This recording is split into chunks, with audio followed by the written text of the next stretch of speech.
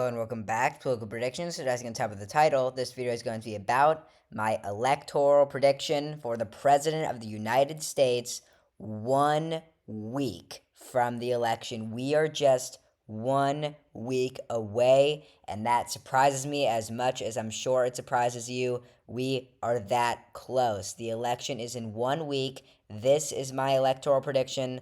I will only have one more of these, and it will be the day before the election, so stay tuned. I have a bunch of videos coming out from now until then. So yeah, please like and subscribe if you do enjoy the video. We're trying to get to 500 subscribers by the election. We're a little bit past 300. It's going to be tough to get there, but I think if you subscribe, we can do it. So we're going to start off with the safe Kamala Harris states. These states, I believe, will go to Kamala Harris by 15% or more. So they're pretty much guaranteed to go to. We have Washington, California, Hawaii on the West Coast. And then we also have Maine's first, Vermont, New York, Massachusetts, Rhode Island, Connecticut, Delaware, Maryland, D.C., and Illinois. I'm a little iffy on, but I am going to say it goes to Kamala Harris, which does make it 159 electoral votes for Kamala Harris. And we have a few notable exceptions here with Oregon and New Jersey. However, we'll get to those in a second. So now we're going to do the safe Donald Trump states. Same thing for Kamala Harris, 50% or more. We have the ones you might expect. We have Idaho, Wyoming, Montana, Utah, North Dakota, South Dakota, Nebraska, and its first, well, not its first, but Nebraska and its third congressional district. Oklahoma, Kansas, I'm also iffy on. I think it's safe. I'm going to put it as safe. Missouri, Arkansas, Louisiana, Mississippi, Alabama, Tennessee, Kentucky, West Virginia. Indiana, I'm really, really stuck. I'm going to have it as likely this time, but we'll talk about that in a second. Sorry, we'll talk about that in a second. So yeah, we have 101 electoral votes that are safe for Donald Trump. So we have 159 for Kamala Harris and 101 for Donald Trump.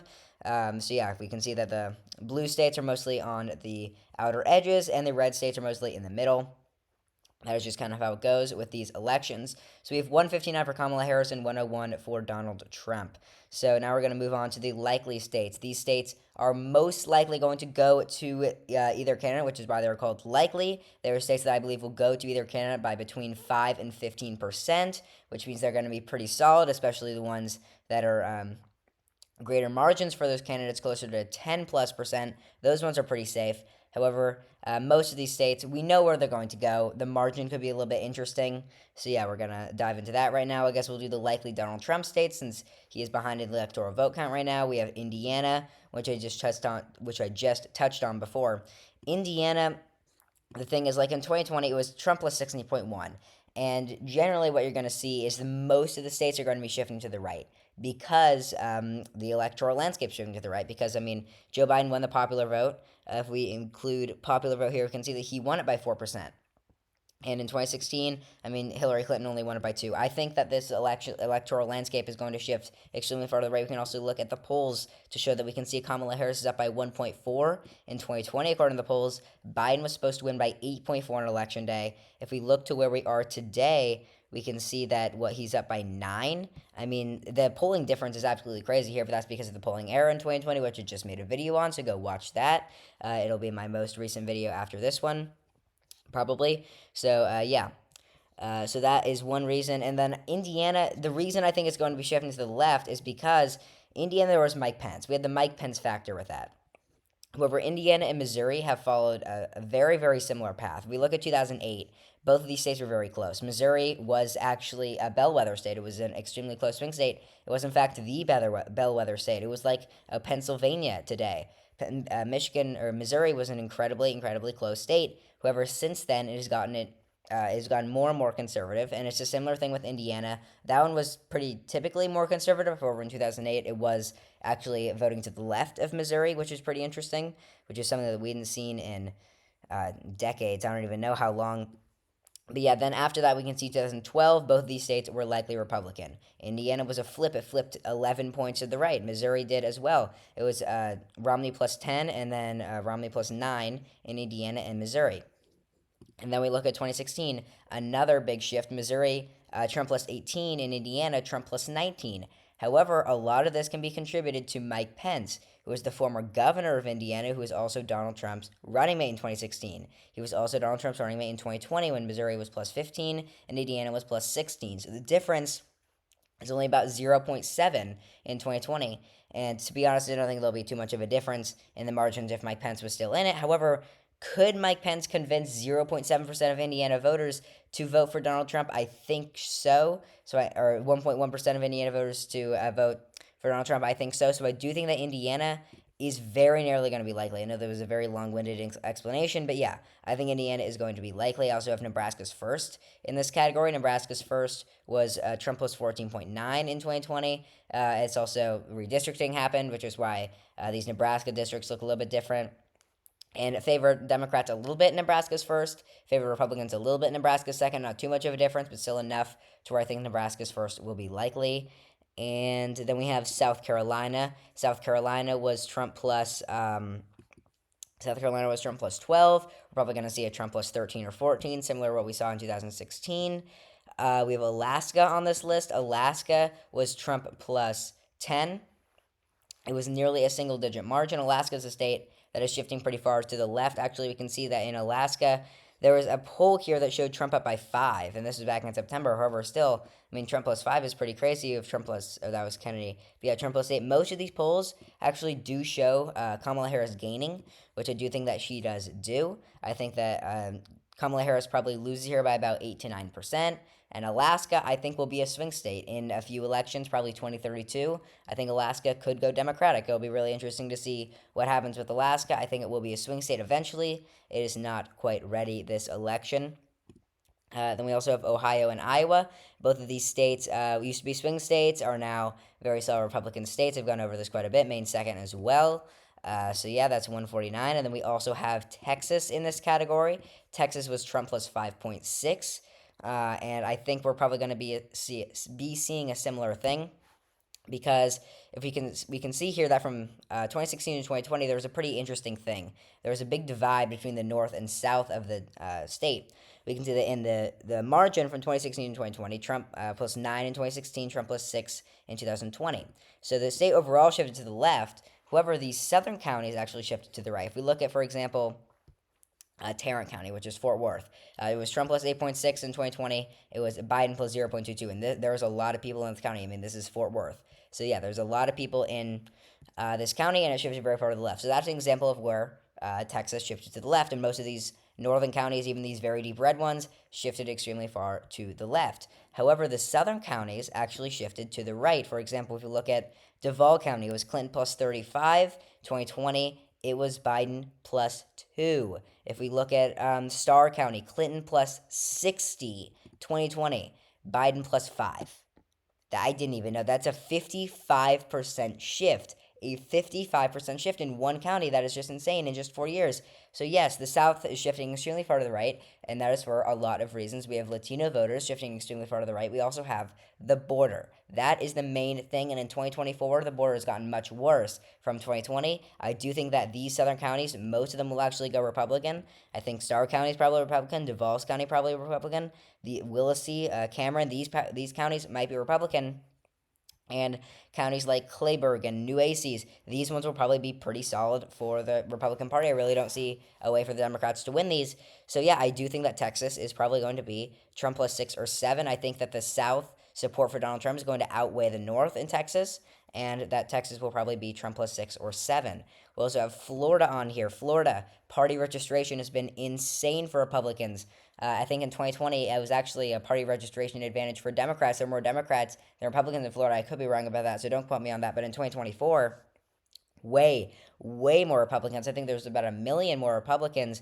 And typically, even though there are more Democrats in a state, usually that state will vote more conservative than the amount of Democrats there are in the state. So Florida, I mean, this state is going to be extremely solid. If we look at, for example, Miami-Dade County in Florida in 2016, Clinton plus 29, 2020, Biden plus 7.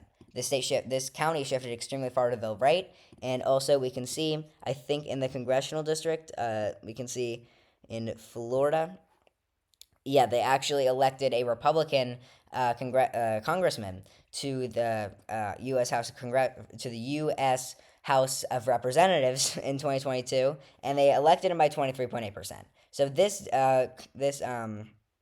county, sorry, is shifting extremely far to the right, and this entire state as a whole is shifting really far to the right, again, because of the huge shift in Latino voters. Florida Latino voters come from mostly different countries than the rest of Latino voters. They actually come from like Cuba, Venezuela, so a lot of communist nations, which is why Trump has been able to kind of paint Kamala Harris as a much more liberal candidate and kind of more socialist, which has really resonated with these voters. So I do think that Florida is probably Trump plus 6 or 7.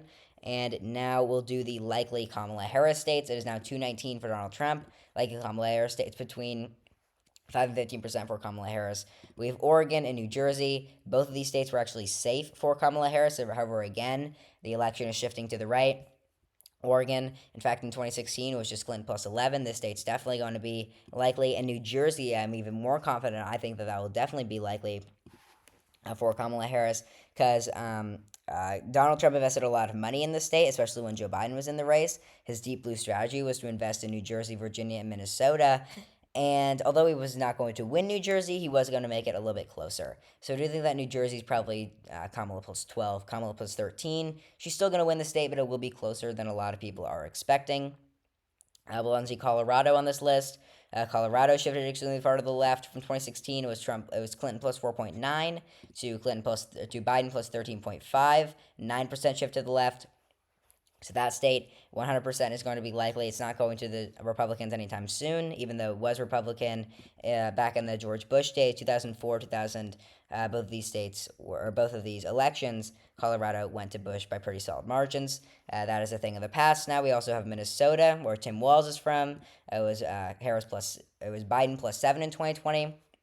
Harris will probably lose a little bit, even with Tim Walz as the governor, but she will still hold on to the state.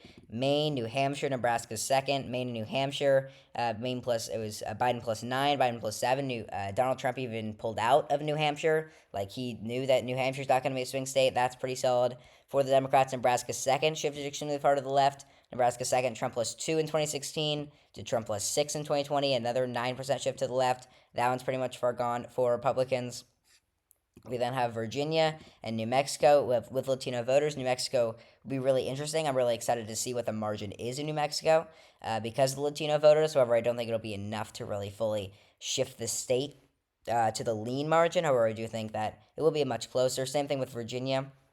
Most polls are actually showing a bit of a tighter race here. Nothing too crazy. The early voting has been fairly good for Democrats. We have Harris plus 6 in the polls. I don't have early voting up, unfortunately, but I will do a video on that in a few days. Virginia, I think that's going to be a likely state. I mean, it was Biden plus 10, I think. Yeah, Biden plus 10 in 2020. This one is pretty solid for the Democrats as well. And now we are down to the 7 key battleground states, the 7 states that will decide the election. These 7 states that are the states that you've been hearing about all election season long, since even before Joe Biden dropped out of the race. These 7 we knew were going to be the swing states. In my first ever video, and May 15th, I said these 7 swing states will be the ones that decide the election, and look at where we are. We have 226 Kamala Harris, 219 Donald Trump. Now let's get down to the 7 key battlegrounds. The first one I will do is what I believe will be the least competitive. We have Georgia. So Georgia, Kamala Harris, despite what a lot of people are thinking, is actually struggling with these African American men. She is struggling with this demographic that Barack Obama did not struggle with before. That is why we saw in 2008, he was able to win North Carolina. He was able to win Florida. Mississippi was McCain plus 13. South Carolina was within 9 points. That's why the South was very close. Georgia was McCain plus 5.2, but Georgia was a completely different state in 2008 than what it is today. And it was still McCain plus 5.2, and in 2012, it was Romney plus 7.8. I mean, 2004, just the election before, Bush plus 16.6. So, yeah, obviously, Barack Obama did very well with black voters. He did very well with black men. Kamala Harris, in poll after poll, has been shown to do very bad among this voter demographic, which you would think she does very well, and she does very well with women. She does very well with black women in particular. However, black men she's actually not been doing too well with. So yeah, I do think that Georgia is probably going to be a lean state, and these more African American dominant states are actually not going to be too solid for her. I don't think they're going to go for in that wide margin. So then we also have Arizona. Arizona, it could be tilt. I think it's going to be lean. There's a lot of factors at play in Arizona. We have abortion on the ballot, which is probably going to be voted in favor of Democrats. That'll help Democrats. We also have Ruben Gallego. That's going to help Democrats. He's the senatorial candidate who is probably going to win by 6, 7, or 8 points. And then we also have the border. Arizona has a large border with Mexico, so there's a lot of the whole Mexican immigration issue uh, in Arizona. So that's going to definitely harm Democrats. And we also have the Latino population shifting right. There's a lot of factors at play in Arizona. Why do I think it's going to go red? Because the electoral landscape is shifting red. We can see that in 2020 was Biden plus 0.31. I think the electoral landscape as a whole is going to shift 1 to 2% to the right. So that's why I think Arizona is going to shift 1 to 2% to the right, because all those factors I think are going to kind of cancel each other out in Arizona. That's why we're going to see a Trump plus 1 to 2% margin in Arizona, because there's so much going on in this state. And it'll be really interesting to see what the state favors more, what actually happens with the whole Ruben Gallego, with the whole abortion thing. So, yeah, very interesting state in Arizona. We then have Michigan. I'm going to have it as lean. Michigan, I think, will be a lean state. This is by far the most liberal. The 7 key battlegrounds, it was Biden plus 3 in 2020. In 2016, it was also the second most liberal. Trump was 0.2. I mean, this state has been pretty consistently close, and it's pretty much followed the nation as a whole. But I do think that Michigan is going to go to Kamala Harris simply because it is the most liberal of these states. Most polls, she's actually been leading in here. Michigan, the polling error was very bad in 2020, but it wasn't as bad as most of the other Rust Belt states. It was actually better than, I think, Wisconsin and Pennsylvania. We can see Michigan's Kamala Harris is up by 0.5. So it's very, very, very, very competitive. However, I do believe that Kamala Harris is going to eke out a victory over 1% just because, I mean, Joe Biden won here by 3%. I really don't see Donald Trump being able to flip these Michigan voters by more than 3%. So that's why I have Michigan going blue. We have North Carolina. I believe that's going to go red by tilt margin. North Carolina, why do I think it's shifting to the left when most states are going to shift to the right? Because Mark Robinson has pretty much completely screwed Republicans in North Carolina. He has handed Josh Stein, the Democrat, the gubernatorial race in North Carolina, because there's a huge scandal Mark Robinson was involved in. He's the Republican gubernatorial candidate. He has screwed himself over in the gubernatorial race by not dropping out, and he has kind of screwed Donald Trump over as well, because what we're going to see here is that Mark Robinson is going to lose by 15, 16 points because of this huge scandal. If you want to look it up, you can. It's a very fascinating scandal, but I don't really know if I want to talk about it on this channel. But yeah, we have North Carolina. I believe it's going to be Trumpless about 0.5 or 0.6, solely because of that. I really don't think many factors can outweigh the whole Mark Robinson thing that's very much going to harm Donald Trump, which is why I'm kind of tempted to give it to Kamala Harris, but I'm not going to. I do think it's still going to remain in the Donald Trump category. I think it's probably going to be Trump plus 0.5 or 0.6, as I said before. I have these 3 states are really tough for me. I think Wisconsin's probably going to be a Republican state, and that actually gets Donald Trump to 272. That gets him past 270. That means he's going to be the president in my prediction. Wisconsin, I've said it before and I'll say it again, Kamala Harris does not appeal to these voters in Wisconsin. And it's the same thing with Pennsylvania. I believe both of these states are going to be Republican. Joe Biden was from Pennsylvania. He's Scranton Joe. San Francisco, Kamala Harris does not have the same effect as Scranton Joe Biden. So that is why I think that Wisconsin and Michigan are going to go red. I've said it time and time again. She cannot appeal to these voters. I don't think she's going to be able to. She cannot appeal to these blue-collar workers. And I think that Donald Trump's going to be able to carry this. I think both of these states, I'm even tempted to have Wisconsin as lean. I think it's probably going to be Trump plus 0.8 or 0.9. These 2 states, if Wisconsin in particular, could be slowly moving away from Democrats. It's going to be very difficult for Kamala Harris to win in Wisconsin. Right now, I really don't see a path for Democrats to win in Wisconsin, which is really shocking considering that Joe Biden was able to win by 0.63 in Wisconsin. And the last state I have is Nevada.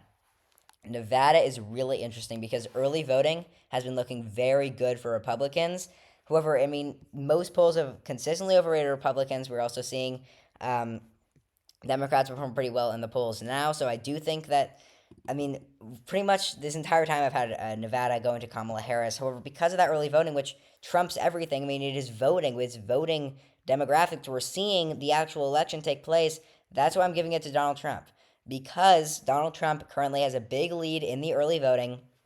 So I do think that Nevada is going to go Republican in 2024 for the first time since 2004. George Bush. That's going to be the first time that it goes Republican since then. So 297 to 241, that is my election prediction. 1 week out, I actually have one flip. Nevada is the only flip that I have from Democrat to Republican. So yeah, this is my final, or not my final, but my second to final election prediction. 297, 241, Donald Trump. So yeah, thank you all for watching this video. If you did enjoy, please like and subscribe. As I said before, trying to get 500 subscribers by the election. And I will see you all in the next video. Goodbye.